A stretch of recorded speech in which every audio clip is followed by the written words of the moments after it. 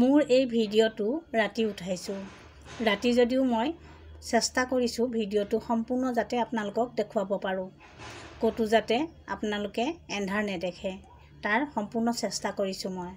আৰু এই দীঘলীয়া ৰাস্তাটো দেখিছেনে? এইটো খুব ধুনীয়াকৈ আজি সজাই পৰাই তোলা হৈছে, কিয়নো ইয়াত এজন ডাঙৰ মিনিষ্টাৰ আহিব, য'ত নেকি আমাৰ শ্বহীদৰ বেদীত চালামি দিবলৈ আহিব। আমাৰ এজন জোৱান ইয়াত মৰিছে, তেওঁ ডিউটি সময়ত মৰিছে, সম্ভৱ কিবা বেমাৰ আছিল চাগে, আৰু তেওঁক এই শ্বহীদৰ বেদীটোতে ৰাখি তেওঁকে চালামি দিয়া হ'ব। চবেই সন্মান সহকাৰে তেওঁক ডেড বডিটো ঘৰলৈ পঠিওৱা হ'ব। তেওঁকে চালামি দিবৰ কাৰণে এজন ডাঙৰ মিনিষ্টাৰ ইয়ালৈ আহিছে। তেওঁৰ কাৰণেই এই শ্বহীদ বেদীটো খুব ধুনীয়াকৈ সজাই পৰাই তোলা হৈছে, কিয়নো এই শ্বহীদ বেদীটোতে সকলোৰে এটা ইম'চনেল জড়িত হৈ আছে। যেতিয়া এজন জোৱান মৃত্যুমুখত পৰে, তেওঁক আনি এই শ্বহীদ বেদীতে ৰখা হয়, ইয়াতে চালামি দি সা সন্মানেৰে তেওঁক ঘৰলৈ পঠিওৱা হয়। তেওঁলোকৰ পৰিবাৰক ইয়ালৈ মাতি আনি খুব ধুনীয়াকৈ তেওঁলোকক বুজাই মেলি দিয়া হয়, আৰু মৃতকৰ লগতে পৰিয়ালবৰ্গক সকলোকে একেলগে লৈ গৈ ঘৰত ৰাখি দিয়া হয়, আৰু ঘৰতো তেওঁক সা সন্মানেৰে বিদায় দিয়া হয়। এয়াই আমাৰ ফৌজৰ এটা নিয়ম। আৰু এই ফৌজৰ নিয়মটোতে বহুত মানুহৰ বহুত কথা জড়িত হৈ থাকে, কিয়নো কাৰোবাৰ ঘৰৰ পৰিবাৰত কোনোবা খোৱা মানুহ এজনেই থাকে, যিজনে ইনকম কৰি খুৱাই তেওঁৱে লালন পালন কৰে, সকলোবোৰ ঘৰ চোৱা চিতা কৰে। তেনেকুৱা সময়ত যদি সেই জোৱানজন মৃত্যুমুখত পৰে, তেতিয়াহ'লে কিমান এটা বেয়া লাগিব আপোনালোকে ভাবি চাওকচোন। যেতিয়া তেওঁলোক ভৰ্তি হ'লে তেওঁলোকক শপত গ্ৰহণ কৰোৱা হয় যে মৰিলে তেওঁলোকৰ দেশৰ হকেই মৰে। সেই গতিকে হয় দুই এজন কেতিয়াবা বেমাৰে আজাৰে যেনেকৈ এইজন মৰিছে, তেনেকৈ কোনোবা কেতিয়াবা অকস্মাতে পৰি মৰেও বাৰু, কিন্তু সৰহভাগ দেশৰ কাৰণেই মৃত্যুমুখত পৰে। সেই গতিকে আমাৰ এই শ্বহীদৰ বেদীটো বহুত ইম'চনেল জড়িত হৈ আছে। আৰু এইটো নহয় যে কোনোবা মৰিলে যে এই শ্বহীদ বেদীটো সজাই পৰাই তোলা হয়, এনেকুৱা নহয়। এইটো প্ৰতিদিনে ইয়াক চাফ কৰা হয়, আৰু প্ৰতিদিনে ফুল দিয়া হয়, ধুনীয়াকৈ সজোৱা হয়। আৰু এটা নিয়ম কি আছে আপোনালোকে জানেনে? চবতকৈ প্ৰথমে ৰাতিপুৱাই উঠি মন্দিৰ চাফ চিকুণ কৰি মন্দিৰত পূজা পাঠ কৰাটো এটা প্ৰথম নিয়ম। যিমানে যি নহওক, চবতকৈ প্ৰথমে আমাৰ মানুহবোৰে গৈ প্ৰথমে মন্দিৰে দৰ্শন কৰে। মন্দিৰ দৰ্শন কৰি সেৱা সৎকাৰ কৰি আহি এই শ্বহীদৰ বেদীটোলৈ আহে। ইয়াত সকলোৱে অকণমান দেৰিৰ কাৰণে প্ৰাৰ্থনা কৰে। এইটো এটা আমাৰ ফৌজত ডাঙৰ নিয়ম।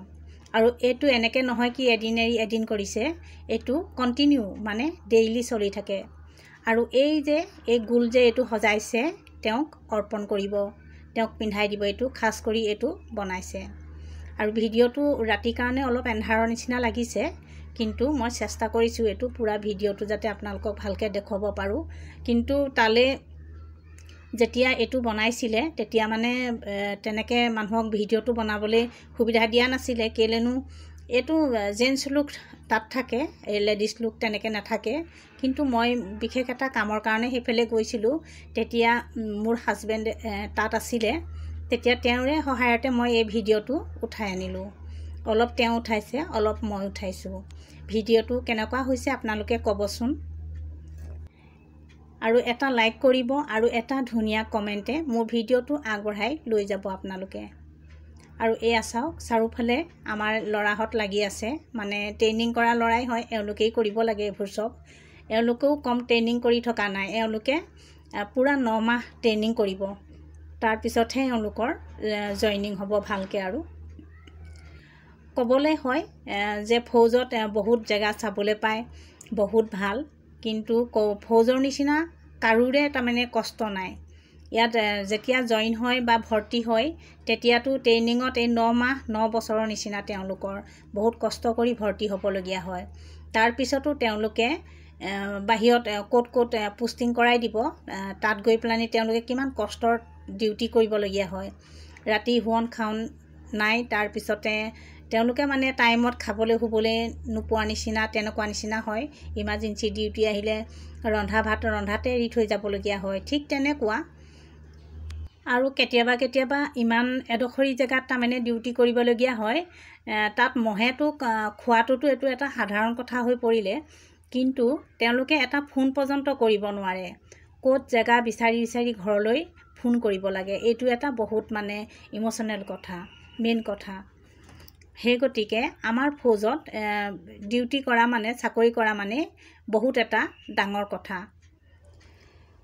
এইটো আজি সম্পূৰ্ণ সজাই পৰাই তেওঁলোকে ৰাখিব আৰু কাইলৈ মানুহজনক লৈ অহা হ'ব।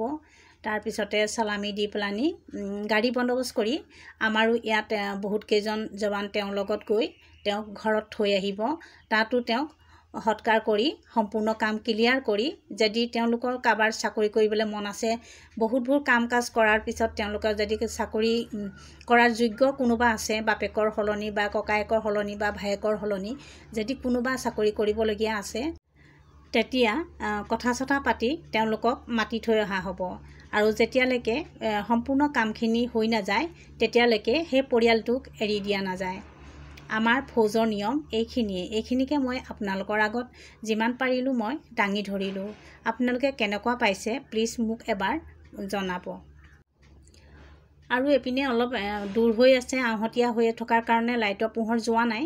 সেই গতিকে এইপিনে অকণমান এন্ধাৰ লাগিছে, তথাপিতো ভালকৈ তুলিছোঁ ভিডিঅ'টো।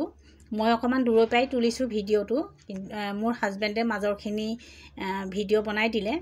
বাকী এয়া ৰাস্তাৰ ফালে আৰু উভতি আহিলোঁ এতিয়া। আৰু এয়া চাওক, মই দূৰৰ পৰা দেখুৱাইছোঁ কিমান ধুনীয়াকৈ জিলিকি উঠিছে শ্বহীদ বেদীটো। তেতিয়া প্ৰায় ৰাতি 7টা বাজিছে। মই সেইপিনে যোৱাৰ কাৰণে এই ভিডিঅ'টো তুলিবলৈ পাৰিলোঁ মই। আৰু সময় বেছি নাছিলে মোৰ ওচৰত, মই এয়াকে ভিডিঅ'টো বনাই ঘৰলৈ বুলি খোজ ল'লোঁ। আৰু আমি গৈ আছোঁ। এয়া তালৈ যোৱা ৰাস্তাটো খুব চাফ চিকুণ কৰি এয়া লাইটেও জ্বলাই তুলিছে। নমস্কাৰ।